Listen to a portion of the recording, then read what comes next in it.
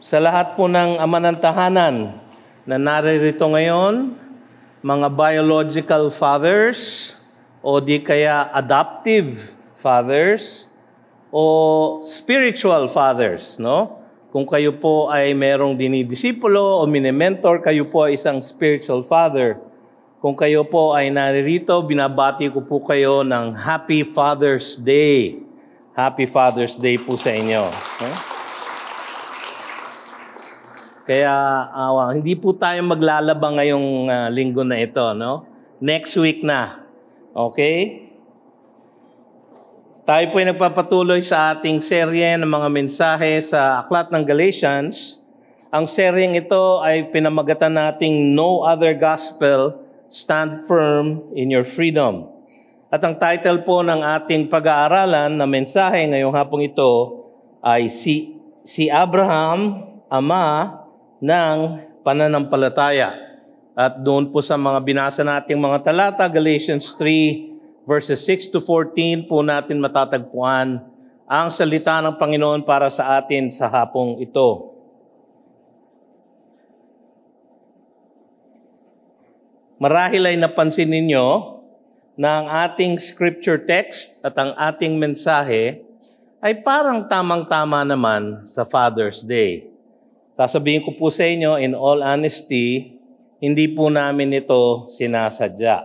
No? At hindi po ito nagkataon lang. Natitiyak po namin na sa dakilang karunungan ng ating Diyos Ama, Kanyang itinulot na sa weekend na ito, ang ating teksto ay tungkol kay Abraham na ama ng pananampalataya.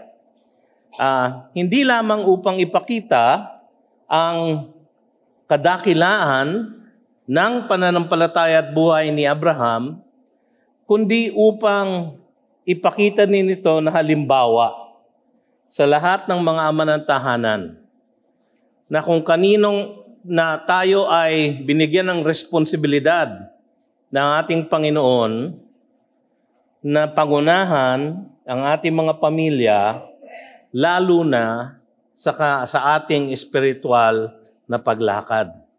Kaya hindi po ito sinadya ng inyong pastoral staff. Ito po ay hindi rin nagkataon lang.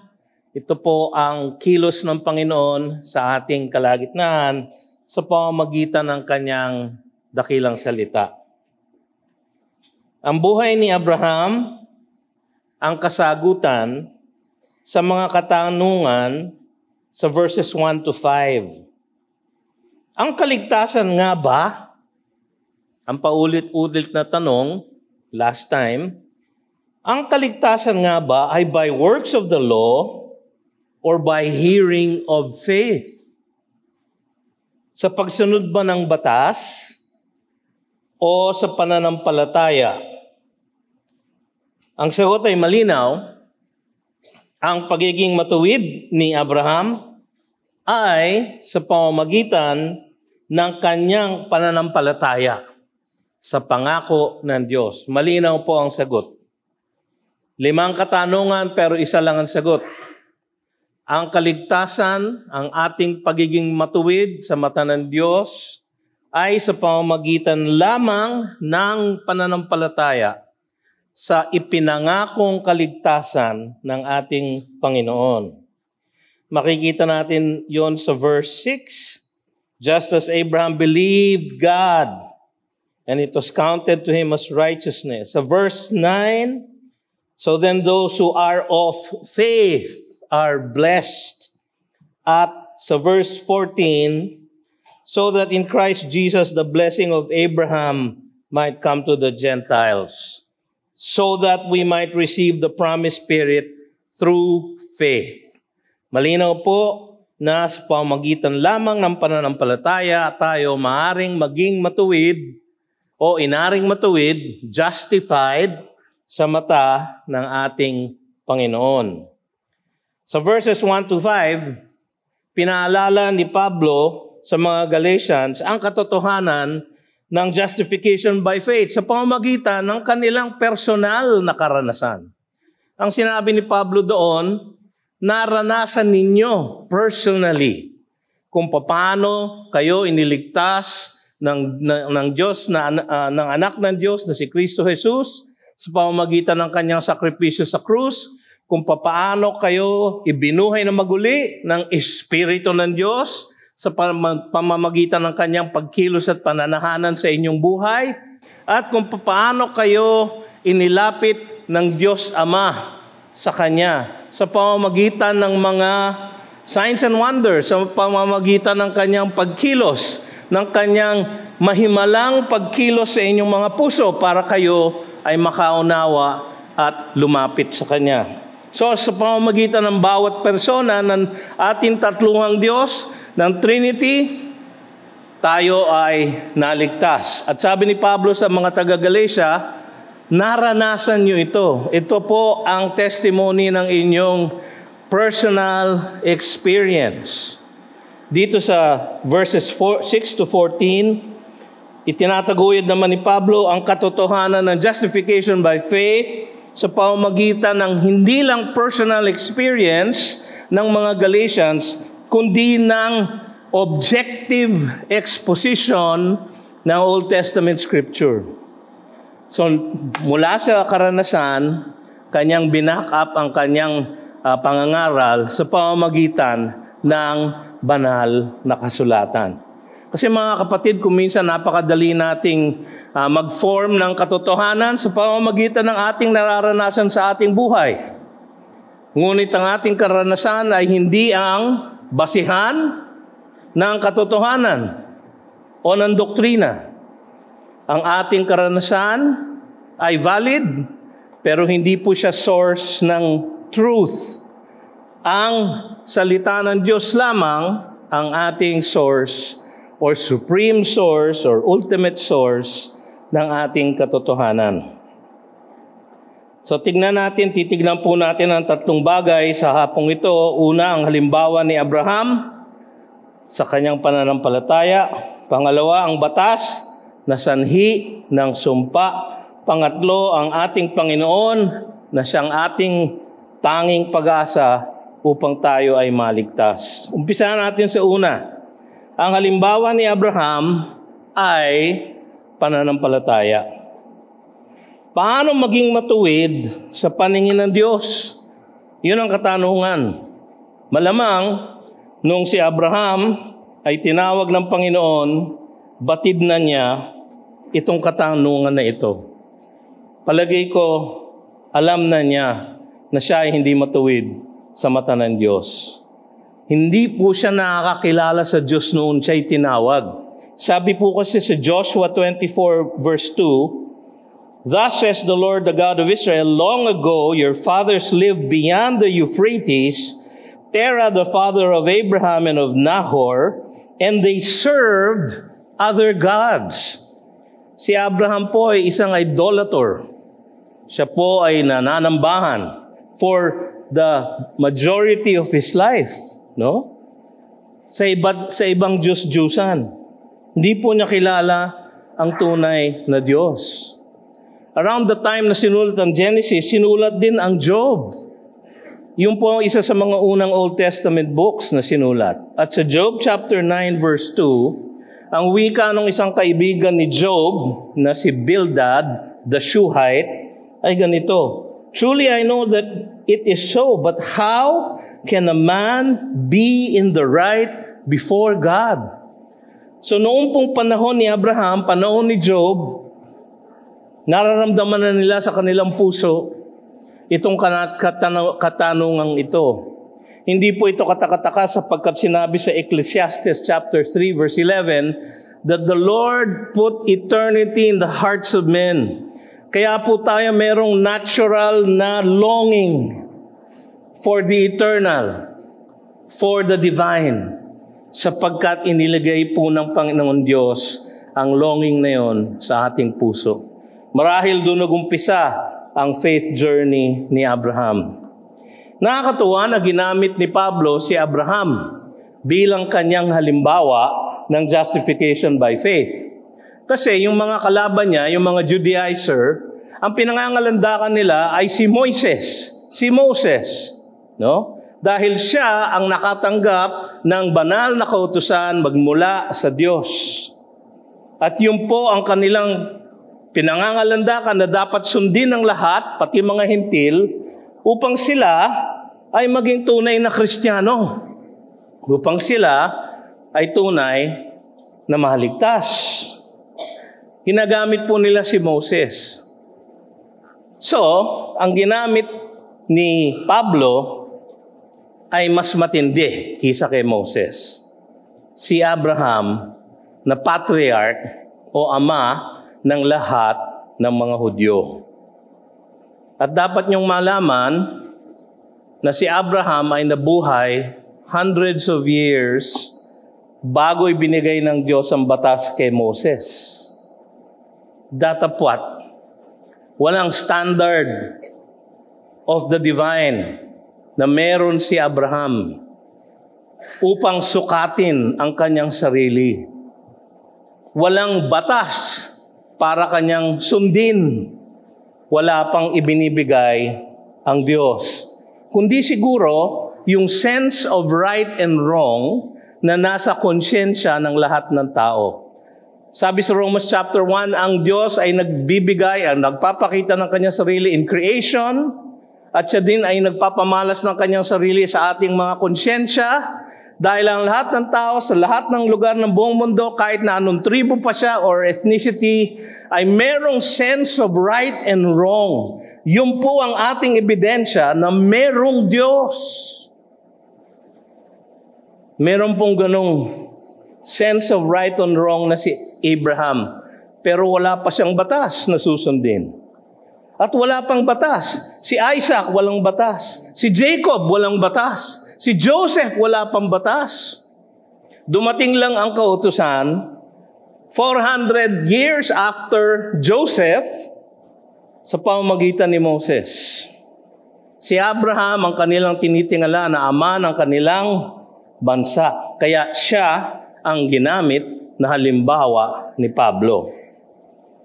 Kaya nagtiwala si Abraham, batid na niya, marahil na siya ay hindi katanggap-tanggap o matuwid sa mata ng Diyos, kaya nagtiwala siya sa pangako ng Diyos at siya ay inaring matuwid. Yung term na inaring matuwid ay Tagalog ng justified. No? Baka kayo nahihilo at hindi nyo naintindihan yung Tagalog ko. No? Yung naging matuwid, pagiging matuwid, inaring matuwid, ay mga salitang Tagalog para sa isang English word na justified. Just as if I'd never sinned.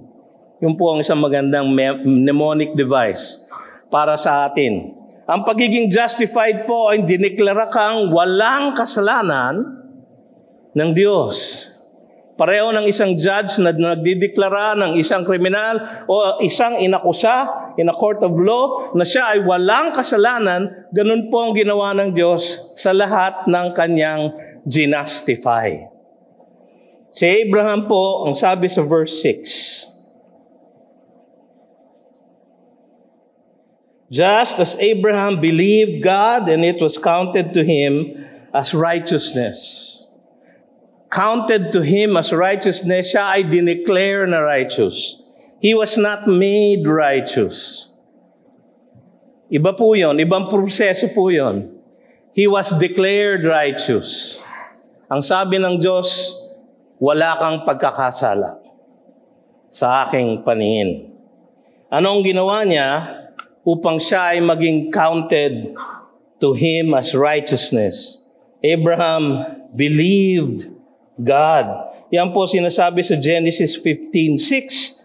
And he, Abraham, believed the Lord and he counted it to him as righteousness. So ito ay ang una sa 6 na Old Testament references na ginamit ni Pablo sa section na ito upang patunayan na ang kaligtasan, ang justification is by faith alone. 6 po na Old Testament scripture ang kanyang ibinigay dito. Ang una po, Genesis 15:6. Kaya lang kasi, pag binasa niyo yung Genesis 15:6, and, ang umpisa niya, and he believed. What did he believe? Ang tanong na, di ba? So para nyo maunawaan kung ano ang kanyang pinaniwalaan, kailangan nyong tingnan yung mga unang verses. Ang sabi sa Genesis 15:1, after these things. Naku, after these things. After what things? Teka muna, mahaba ang Bible study natin. Ang nangyari kasi doon, nung una, ay maraming si Abraham at si Lot nag-separate at si Lot napunta sa may tabi ng Sodom. Si Abraham ay nanatili kung saan siya naroon at naalala nyo si Lot eventually napahamak dahil nga sa kanyang pagtabi sa Sodom. So after all of those kaguluhan, after these things, chapter 15 verse 1, the word of the Lord came to Abram in a vision. Fear not, Abram, I am your shield. Your reward shall be very great. Yun pala yung promise na he believed in. Pero hindi lang yun. But Abraham said, O Lord God, what will you give me? For I continue childless. And the heir of my house is Eliezer of Damascus. Ang pangako pala sa kanya ng Diyos ay descendants. Magkakaroon siya ng anak. Matanda na si Abraham by this time, at matanda na rin si Sarah, pero yun ang pangako ng Diyos. Verse 3, And Abraham said, Behold, you have given me no offspring, and a member of my household will be my heir.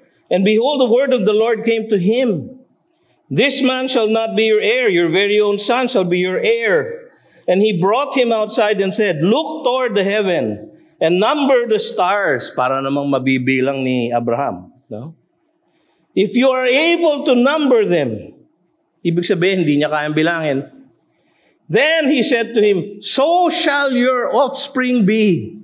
Ganyang kadami ang magmumula sa iyong katawan. Verse 6, And he believed the Lord. Naniwala siya sa pangako ng Diyos. Ano ba talaga napapaloob dun sa pangako ng Diyos? Sa Genesis 12:3, yung pangakong yon, ang sabi niya, And in you, all the nations of the world will be blessed. Genesis 12:3. No? Pagdating sa Genesis 18:18, inulit ng Panginoon na sa kanyang offspring, all of the nations will be blessed. Ang concept ng blessing nun ay holistic. Hindi blessing na material. Primarily, it was blessing na spiritual. Pareho nang sinabi ni Pablo sa Ephesians 1:3, Blessed be the God, our Father, who gave us all the spiritual blessings in the heavenly realms. Ganun po ang concept ng Jew ng blessed. Ang blessing ay spiritual. Yung pong pinangako ng Diyos kay Abraham sa pamamagitan ng kanyang offspring. Pagdating sa Genesis 22, sabi niya, In your offspring, or through your offspring, all the nations of the world will be blessed. Yun ang pangako na pinaniwalaan ni Abraham, kaya siya naging righteous. Ano ba ibig sabihin ng in your offspring, all the nations of the world will be blessed? Actually, pinaliwanag yun. Ito medyo spoiler alert, no? Dahil next week, baka daanan natin to o sa darating pang mga linggo. Pero sa Genesis chapter 3, verse 16, sabi doon, Now the promises were made to Abraham and to his offspring. It does not say, and to offsprings, referring to many. Pinapaliwanag ni Pablo ang salita ng Diyos. Sabi niya, hindi offsprings, kundi offspring singular. It does not say, and to offsprings, referring to many, but referring to one, and to your offspring. Who is Christ? Ano ba ang blessing na dala ni Kristo? Kaligtasan. So yung blessing, yung pangako na pinaniwalaan ni Abraham ay kaligtasan.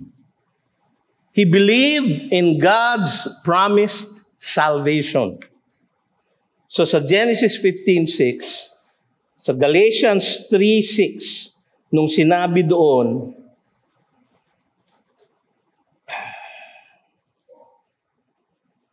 sinabi ni Pablo doon, just as Abraham believed God and it was counted to him as righteousness, na quotation from Genesis 15:6, ang kanyang pinaniwalaan ay ang pangakong kaligtasan ng Diyos.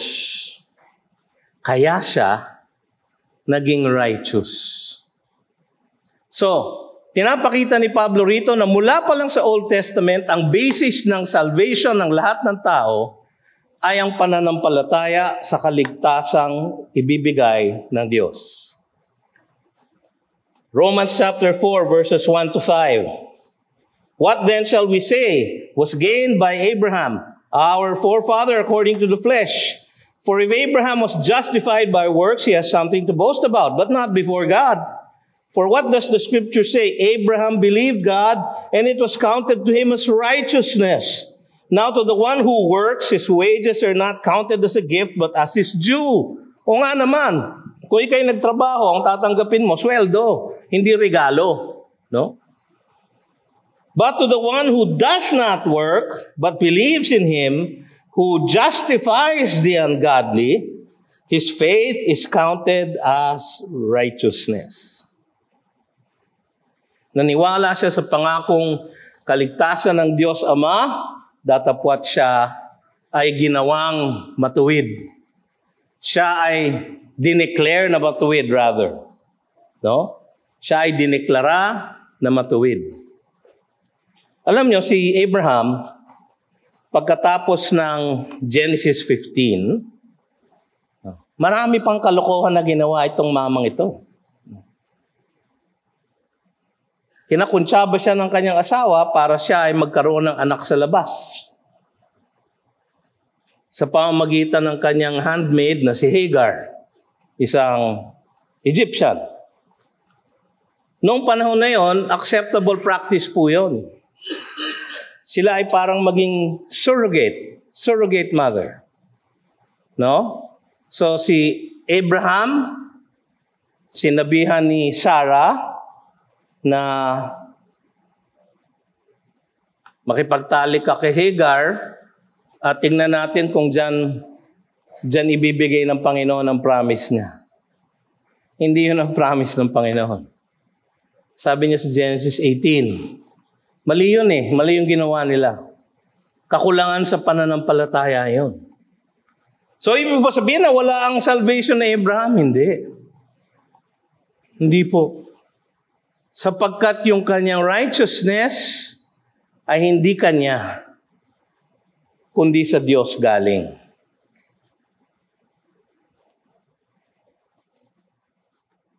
Gayon din, ang lahat ng magtitiwala sa pangako ng Diyos ay aariin niyang matuwid, mga tunay na anak ni Abraham. Tignan niyo yung verse 7.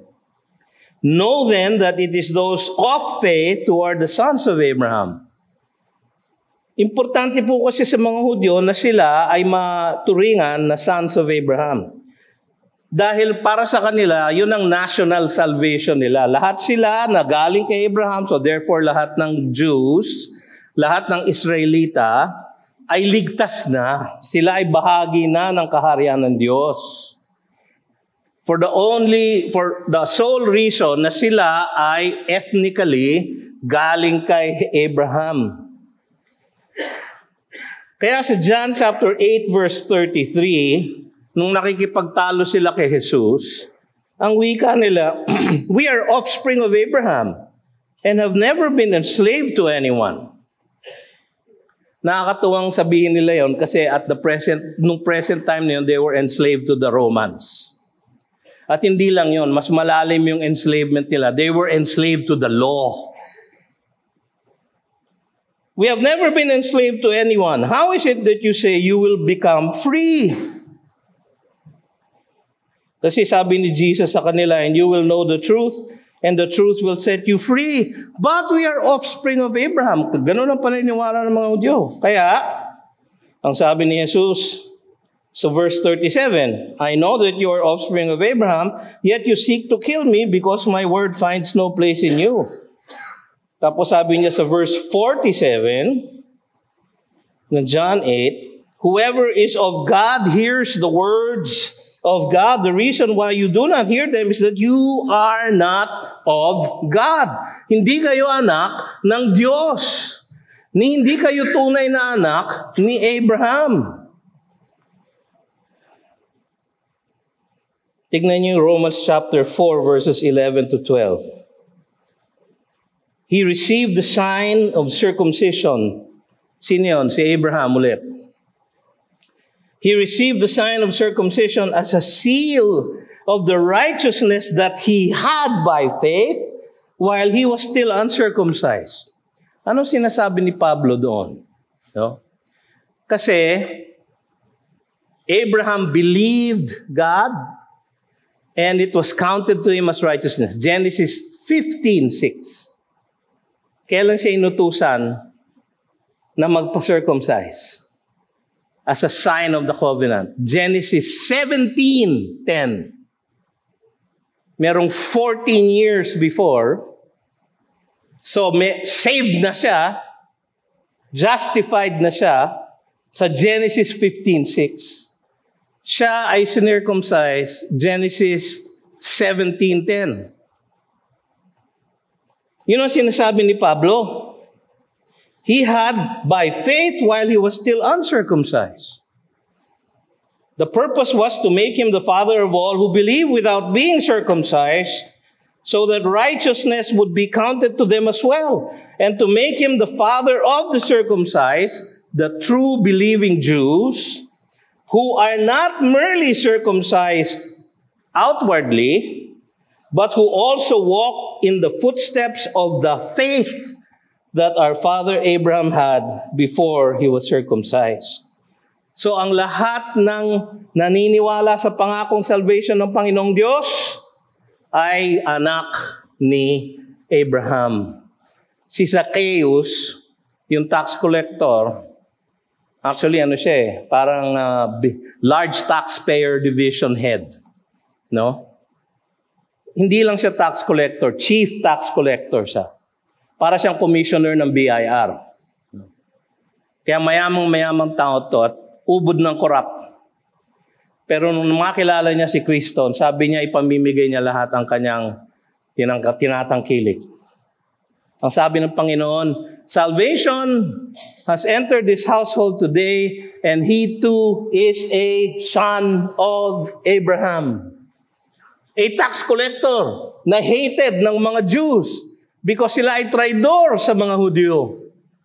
Ngunit sabi ni Jesus, dahil sa kanyang pananampalataya, siya ay naging anak ni Abraham. Gayon din, lahat tayo mga kapatid na maniniwala sa kaparaanan ng Diyos sa kaligtasan, lahat tayo who believe in, who have faith in Christ, tayo ay anak ni Abraham. Kahit na ang mga hintil ay tagapagmana din ng pangako ng Diyos. Yun ang sabi ng verse 8. And the scripture, foreseeing that God would justify the Gentiles by faith, preached the gospel beforehand to Abraham, saying, in you shall all the nations be blessed. The scripture, foreseeing. So parang pinersonify niya ang scripture. Parang naging tao ang scripture, no? Meron device na ginagamit ang Old Testament na ganyan.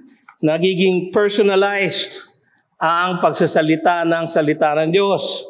The scripture foreseeing that God would justify the Gentiles by faith, no? Kasi yun ang plano ng Diyos, na lahat ng Gentiles ay ma-justify by faith.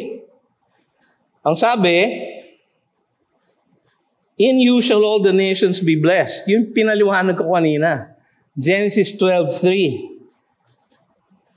Genesis 18:18. Kaya pagdating sa Romans 1:16, sabi ni Pablo, for I am not ashamed of the gospel, of the good news of salvation, For it is the power of God for salvation to everyone who believes. To the Jew first and also to the Greek, the Gentiles. So ang salvation by faith, by grace, through faith alone in Christ alone, is not just for the Jews, but also for the Gentiles. Romans 3:29-30. Or is God the God of Jews only? Is He not the God of Gentiles also? Ang sagot doon, is God the God of Jews only? No. Is He not the God of Gentiles also? Yes, of Gentiles also. Since God is one who will justify the circumcised by faith, mga Jews, and the uncircumcised through faith, mga Gentiles. So ang lahat ng tumulad sa pananampalataya ni Abraham ay tunay na anak ni Abraham. Pananampalataya ang nagbubuklod sa lahat ng bibilangin sa pamilya ng Panginoon. Sabi sa verse 9, so then, those who are of faith are blessed, are saved, along with Abraham, the man of faith. Sa ibang salin ng English, Abraham, the believer. Yun ang gusto nating tawag sa ating sarili, di ba? We are believers. Ang ating father of faith ay si Abraham. Pangalawang point po, bibilisan ko po. Palagi ako nang ubusan ng oras. Pwede ba tayong hanggang alas 7 dito? Hindi pwede, no? Okay. Pangalawa, ang batas, ang sanhi ng sumpa.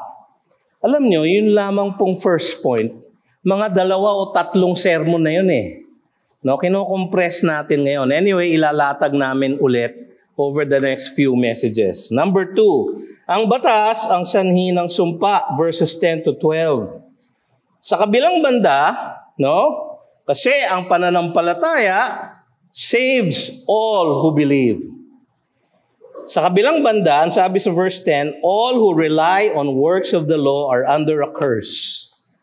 Kung kayo ay nananalig, naniniwala na sa inyong pagsunod sa mga kautusan, kayo ay maaaring maligtas o makapunta sa langit, you are under a curse. Kung kayo po ay nagtitiwala sa inyong membership sa GCF para kayong makapasok sa langit, you are under a curse. Kung kayo sumusunod sa mga alituntunin natin as a church, nagme-member kayo ng growth group, nagbibigay kayo ng inyong ikapo, at inaasahan ninyo na yun ang dahilan ng inyong kaligtasan, you are under a curse. Hindi natin dapat, magaganda po lahat yon, pero hindi natin dapat pinagtitiwala ang ating eternal destiny sa mabubuting gawa. Kasi lahat ng mabubuting gawa natin ay parang mababahong trapo sa mata ng taningin ng ating Diyos. Sabi ni Pablo, all who rely on works of the law are under a curse. Bakit naman, Pastor? Sabi niya, for it is written, cursed be everyone who does not abide by all things written in the book of the law and do them. Deuteronomy 27:26 ang kanyang kinote. Yung una, Genesis 15:6. Yung pangalawa, Genesis 12:3. Pangatlong Old Testament quote na niya to, Deuteronomy 27:26. Cursed be anyone who does not confirm the words of this law by doing them. Sabi sa James chapter 2 verse 10, for whoever keeps the whole law but fails in one point has become guilty of all of it. Ang sabi ng Panginoon sa Matthew 5:48, be perfect because your heavenly Father is perfect. He does not grade on a curve. Walang binomial distribution ng ating Panginoon. Ang curve ng ating Panginoon, isang straight line lang, 100%, with zero standard deviation. Kung kayo po ay statistician, naunawaan niyo ang sinasabi ko, walang pwedeng pagkakamali. If you break one part of the law, you violate all of it. You are a lawbreaker. Cursed ang lahat ng naniniwala na sila ay maaaring makapunta sa langit sa pamamagitan ng mabubuting gawa. Ang batas ay binigay, hindi po masama ang law. The law is holy. Yan po ang standard ng Diyos. Lahat po tayo ganyan pagdating natin sa langit. Ang batas ay binigay upang hindi maging tuntungan para tayo makarating ng langit, pero para maging salamin, para makita natin na tayo ay makasalanan. Romans 3:20. For by works of the law, no human being will be justified in His sight. Malinaw yan, ano? Ganon din sinabi niya sa Galatians 2:16. For by works of the law, no human being will be justified in His sight, since through the law comes knowledge of sin. Dali po ako isaglit na uupo at mahaba itong paliwanag na to. Romans 7:7-11, ganito po ang sabi ni Paul. What then shall we say? That the law is sin? Naisip ni Pablo yun, ano? Sasabihin ng iba, masama pala yung law. Hindi masama ang law. By no means, sabi ni Pablo. Yet, if it had not been for the law, I would not have known sin. Kung hindi sinabing bawal ang ganito, hindi natin alam na tayo pala ay makasalanan. Di ba ang maliit na bata, pag sinabihin mo, huwag mo hawakan yan, mainit. Hulaan niyo kung ano gagawin. Hahawakan. Di ba? Kasi ngayon, meron siyang knowledge of sin. Susubukan ko ngayon kung totoo nga. Ganyan tayo, ganyan ang sinful nature. No? I would not have known sin, sabi ni Paul, for I would not have known what it is to covet if the law had not said, you shall not covet. But sin, seizing an opportunity through the commandment, produced in me all kinds of covetousness. For apart from the law, sin lies dead. Nga naman, kung walang law, walang sin. Patay. Walang pangil. Walang kagat. I was once alive apart from the law, but when the commandment came, sin came alive, and I died. Kasi ang lahat ng magkasala ay patay. The very commandment that promised life proved to be death to me. So yung kautusan na dapat sana'y aking tuntungan paakyat ng langit, naging padulasan papunta sa impyerno. So the law is holy, sabi ni Paul. Pero dahil sa law, alam natin na tayo ay makasalanan. Hindi ito nakapagliligtas. Sabi sa verse 11, now it is evident that no one is justified before God by the law. Paulit-ulit, no? No one will be justified before God by the law. Hindi ito nakapagliligtas. In fact, yung sariling experience ni Paul na nilagay niya sa Philippians chapter 3 verses 1 to 10, wala po dyan. Kaya tignan nyo sa Biblia nyo. No? Hindi nyo po makikita, hindi ko po binigay eh. No? So, tignan nyo sa Bible nyo. Philippians chapter 3 verses 1 to 10. Finally, my brothers, rejoice in the Lord. To write the same things to you is no trouble to me and is safe for you. Look out for the dogs. Look out for the evildoers. Look out for those who mutilate the flesh. Ito na naman yung mga kalaban niyo, Judaizer. For we are the circumcision. Tayo ang tunay na anak ni Abraham. Who worship by the Spirit of God and glory in Christ Jesus and put no confidence in the flesh. Hindi tayo umaasa sa gawang mabuti kasi walang mabuti sa ating gawa. Though I myself, sabi niya, have reason for confidence in the flesh. If anyone else thinks he has reason for confidence in the flesh, I have more. Ano sinasabi ni Paul? Wala kayo sa akin. Yun ang sinasabi niya. Kung ang kaligtasan ay sa pamamagitan ng gawa, wala kayo sa akin, sabi niya. So, in-enumerate niya, circumcised on the 8th day of the people of Israel. Israelita siya, puro. Of the tribe of Benjamin, the kingly tribe. A Hebrew of Hebrews. Purong-purong Israelita. As to the law, a Pharisee, conservative. As to zeal, a persecutor of the church. As to righteousness under the law, blameless. Walang pwedeng pulaan sa kanya. Si Pablo ito. Anong sabi niya? But whatever gain I had, I counted as loss for the sake of Christ.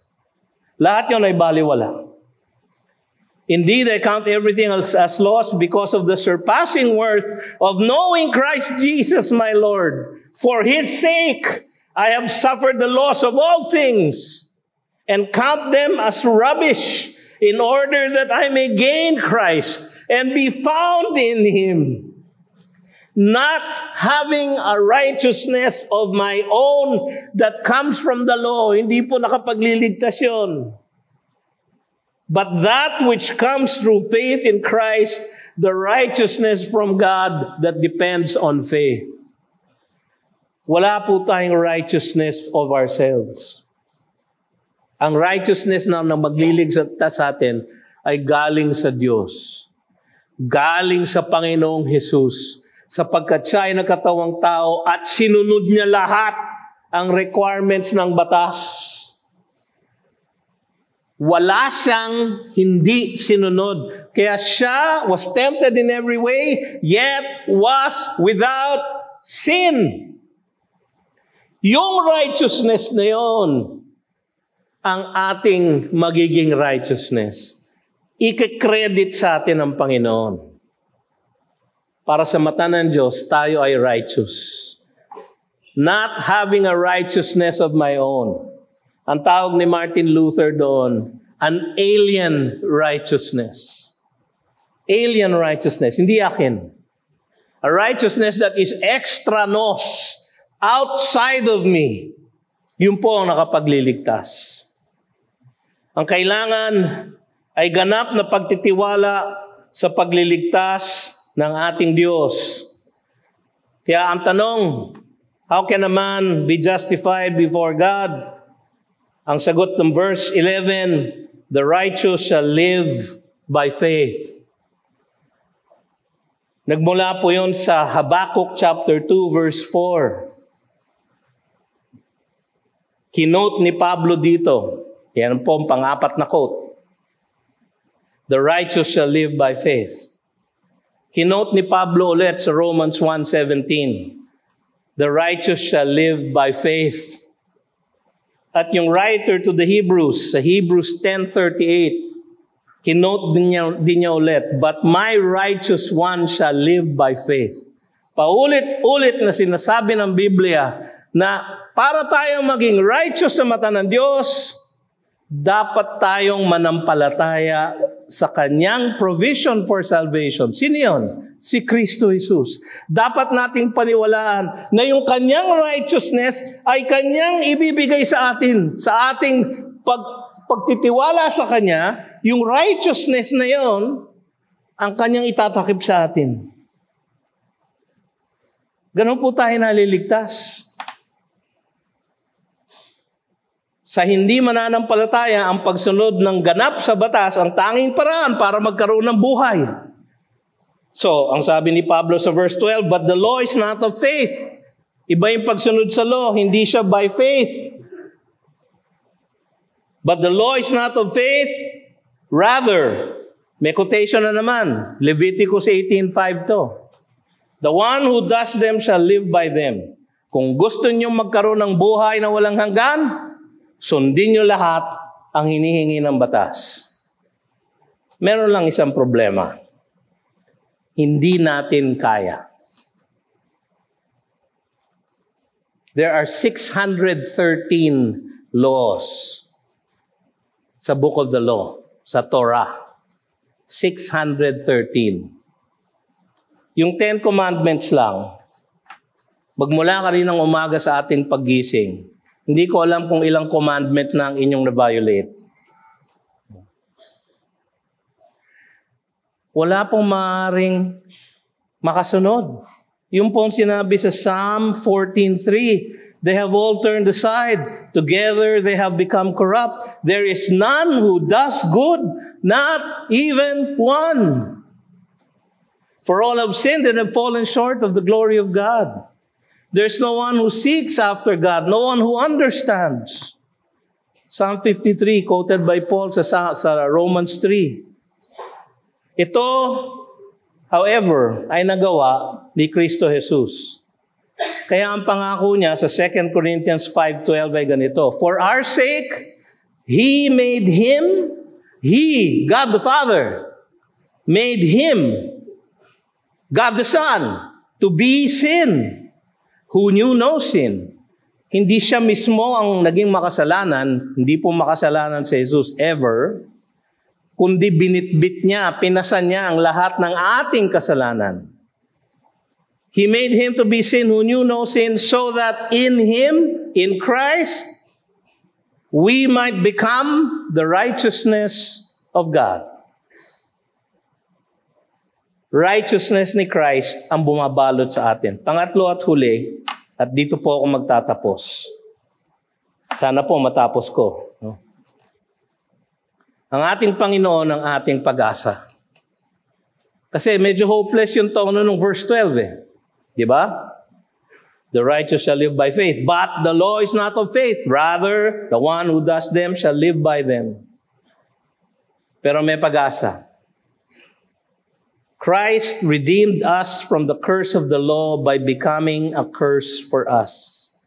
For it is written, may kinote na naman siya, Deuteronomy 21:23. Cursed is everyone who is hanged on a tree. Yun yung pang-anim na Old Testament scripture na kanyang kinote. Christ redeemed us from the curse of the law by becoming a curse for us. For He made Him who had no sin to be sin, so that we might become the righteousness of God. Sa Ephesians 1:7, ang wika ni Paul, in Him, in Christ, we have redemption, katubusan, through His blood, kanyang kamatayan sa krus, the forgiveness of our trespasses according to the riches of His grace. Kaya dalawang bagay ang ginawa ni Kristo Jesus. Paulit-ulit ako dito. Dalawang bagay ang ating pinaniniwalaan when we put our faith in Him. Una, His active obedience. Tinupad niya ang buong batas. Pangalawa, His passive obedience. Tinupad niya ang kalooban ng Diyos na siya ay maging sakripisyo para sa atin. Active obedience, His perfect righteousness. Passive obedience, His atoning sinless death. Kaya inaawit natin, my hope is built on nothing less than Jesus' blood, His passive obedience, and righteousness, His active obedience. Marami pang ibang verses, hindi ko na po babasahin. Sa ganitong paraan, ang pangakong pagpapala kay Abraham ay ating matatanggap sa pamamagitan ng pananampalataya at hindi gawa. Verse 14a.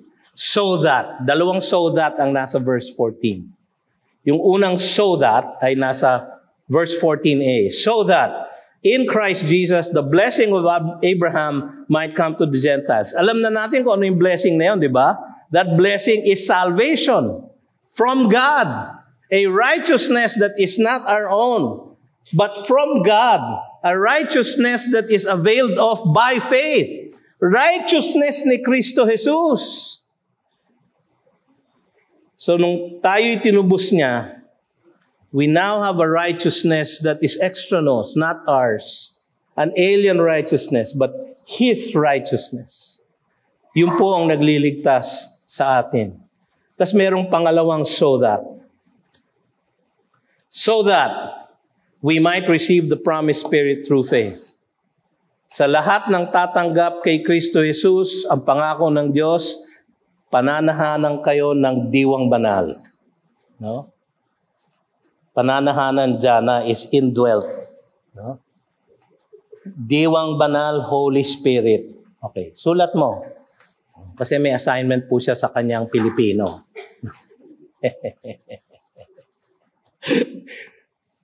Pananahanan tayo ng diwang banal, mga kapatid. Anong ibig sabihin nun? Ang Diyos na gumawa ng lahat, na nagbigay ng ating katuwiran. Ang Diyos mismo ang mananahan sa atin. Sabi niya sa John 14, the Father and the Son will find their home in us. Anong sabi sa Ephesians 1:13-14? In Him, sabi ni Paul, in Christ, you also, when you heard the word of truth, the gospel of your salvation, and believed in Him, when you heard the word of truth, the good news, the gospel of salvation, para kay Abraham, ang gospel na yun ay, in you shall all the nations of the world be blessed. Para kay Abraham, in your offspring shall all of the nations shall be blessed. Para sa atin, that offspring is Christ. The gospel is Christ, His person and His work. At yung dalawang ginawa niya para sa atin, a perfect life and a sinless atoning death. In Him, you heard the gospel of your salvation and believed in Him. Yung pong nagliligtas. Ano nangyari? We're sealed with the promised Holy Spirit, who is the guarantee, earnest money, non-refundable down payment of our inheritance until we acquire possession of it to the praise of His glory. Mga kapatid, dalawa lang ang daan patungong buhay, pananampalataya sa ginawa ng Diyos na may tiyak na pagpapala o pagsunod sa batas na may tiyak na kapahamakan. Ano ang pipiliin natin? Tinupad na ni Jesus ang lahat. Tinupad niya ang lahat ng hinihingi ng kautusan at pinagbayaran niya ang lahat ng utang natin dahil sa ating kasalanan. His rose for mine, o wonderful exchange, wika ng isang himno. Tularan natin ang halimbawa ni Abraham, mga ama ng tahanan. Siya ang ama ng lahat ng mananampalataya. Kung tayo ay mananampalataya, tayo ay anak ni Abraham. Tayo ay kasama na sa kaharian ng Diyos. Lalo na ang mga ama ng tahanan sa araw na ito, pangunahan natin ang ating mga pamilya sa pananalig kay Jesus. Kaya mga ama ng tahanan, maaari po ba kayong hingin na tumayo sa panahon na ito? Tayo po ay mananalangin. Ako, palakpakan po natin ang ating mga fathers. Fathers, ipananalangin po namin kayo. Meron po tayong token. No? Maganda po yung token natin. Hindi token ng LRT. Ha? Meron po tayong token. Ayan ako, sa dami ng ama dito, sako-sako ang nilalabas na token. Habang ibinibigay po ang ating mga token sa ating mga ama, tayo po ay manalangin. Panginoong Diyos, maraming salamat po sa mga lalaking ito na iyong itinaguyod upang maging ama ng tahanan. Itulot mo na sila ay maging katulad ni Abraham ng ama ng pananampalataya. Na ang pananampalataya sa tanging paraan na ibinigay ng Diyos para sa aming kaligtasan, si Kristo Jesus at ang kanyang ginawa, ang kanyang walang salang buhay at ang kanyang walang salang pagkamatay ay aming matanggap by faith. Nawa ang aming mga ama ng tahanan ang maging panguna sa paglapit kay Kristo Jesus at sa paglakad sa Kanya. Kaya pagpalain mo sila, Panginoon, at bigyan ng lakas dahil sa laki ng kanilang responsibilidad sa aming mga tahanan.